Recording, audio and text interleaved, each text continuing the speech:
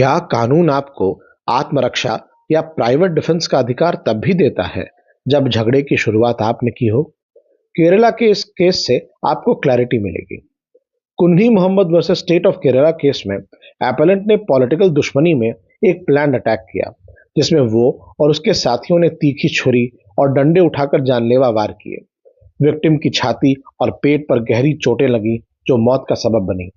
Indian penal code के section 300 और 302 के तहत यह केस मर्डर का माना गया, क्योंकि ट्रायल कोर्ट ने कहा कि ये हथियार ऐसे वाइटल ऑर्गन्स पे चलाए गए थे जहां से मौत होना निश्चित था।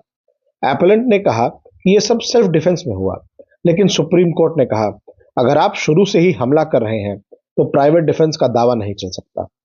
कोर्ट ने यह भी कहा कि यह कोई अचानक से हुआ झगड़ा नहीं था, बल्कि प्लानिंग के साथ अटैक हुआ था।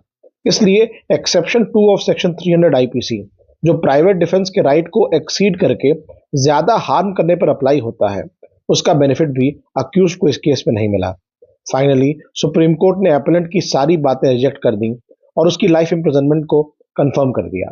मतलब, जब आप ही पहले वार करते हैं, प्राइवेट डिफेंस की इम्यूनिटी आपको नहीं मिलती। ये केस एक स्ट्रॉन्ग एग्जाम्पल है कि प्राइवेट डिफेंस का मतलब कभी भी अटैक करना नहीं हो सकता, और हक तभी बनता है जब आप अपनी जान बचाने के लिए लिमिटेड फोर्स यूज करते हैं।